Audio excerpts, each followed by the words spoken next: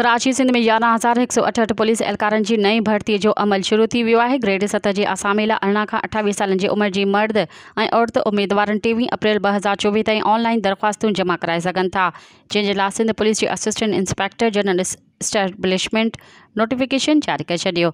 जारी कयल नोटिफिकेशन मूजिब कराची रेंज लाइ 3,108 मर्द, 583 औरतूं जॾहिं त 194 अक़लियती पुलिस एहलकार भर्ती कया पिया वञनि। हैदराबाद रेंज में 498 लेडीज़ ऐं 166 अक़लियती एहलकारनि समेत 3,322 एहलकारनि जी भर्ती कई पई वञे। जतमेर ख़ासि रेंज में 90 औरतुनि समेत 597 एहलकार भर्ती थींदा।